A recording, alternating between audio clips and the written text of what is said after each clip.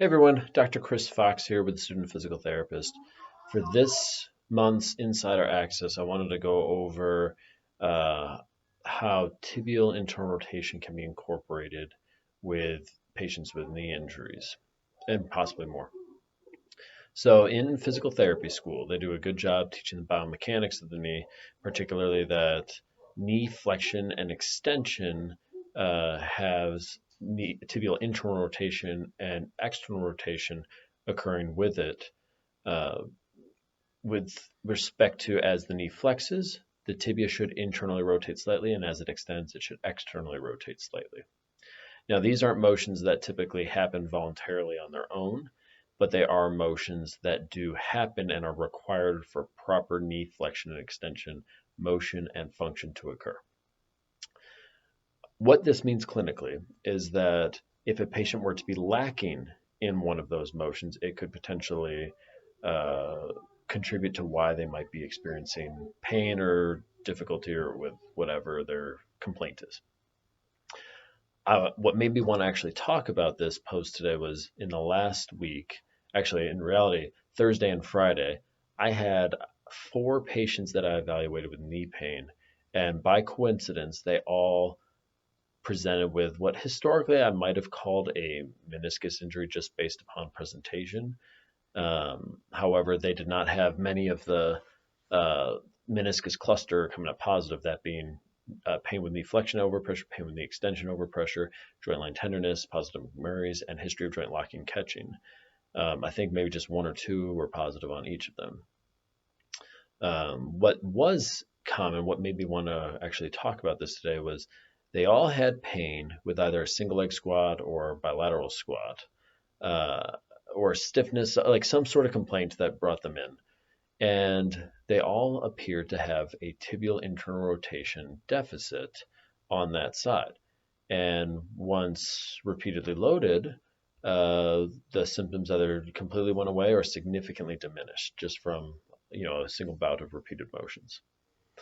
So how I used to assess it, or how I mean you sometimes still can, is having the patient at about 90 degrees of knee flexion in the seated position and have them actively internally rotate their tibia. And I do that by have them trying to draw their foot, the forefoot inward as far as they can without lifting up the medial aspect of the foot, particularly. We don't want any inversion as a compensation for a true assessment. Typically, the dysfunctional side would not be able to internally rotate quite as far.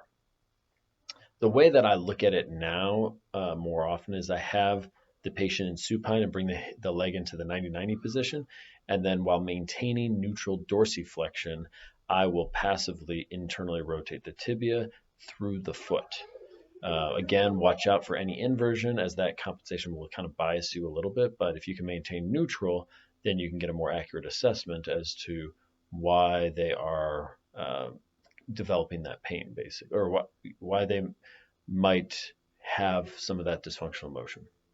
So once I identified the dysfunctional tibial rotation, I, in supine right away, just do some movement with mobilization. I maintain tibial internal rotation and then move through flexion and extension. And then I'll reassess my asterisk sign, which for them was a squat or single leg squat. And for them, I saw all of them. I saw either significant reduction in pain or stiffness or clicking or whatever, or a complete resolution of it. Now, to ensure that you're seeing the trend you want to, I would do a couple rounds of that. So, like, do 20 repetitions, do an assessment, 20 repetitions, do an assessment. And once you find, like, okay, this is reducing or addressing the issue, that's when you want to teach your home program. So, I used to have my patients get in a half kneeling position and use their hands to just maximally internally rotate the tibia and just rock forward and backward into knee flexion and extension. And that would pretty much be the self mobilization.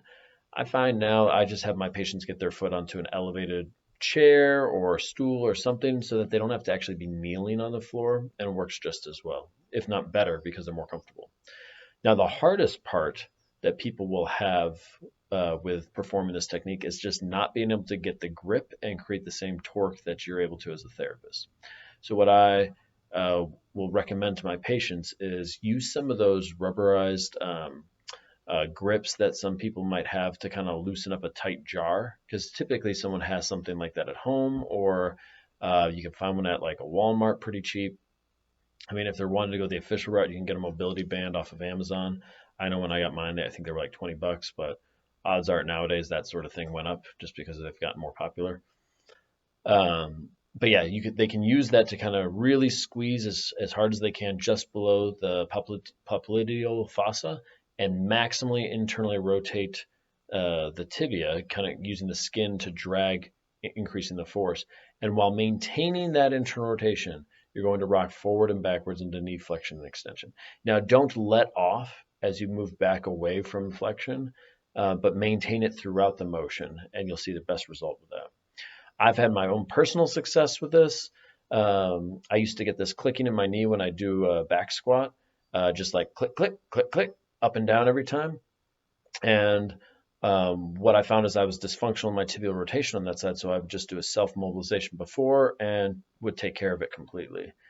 Now, I'm not saying this will fix all knee issues by any means, not all meniscus issues by any means, but what I want you to come away with this is for all of your knee patients, at least assess tibial rotation to see if there's some sort of dysfunctional motion there. Possibly too, any rotational functions that may be painful or limited. For example, like maybe a golf swing's causing some hip pain, but maybe they're not rotating at the tibia as well as they should. That could be an area that needs to be addressed. I'm also not saying to ignore tibial external rotation because as knee extension gets more limited, tibial external rotation can be important to address. So just take a look at that and see if there's a contribution one way or another. And again, I think it was just a coincidence. I had so many patients in 2 days that responded to the exact same thing like that.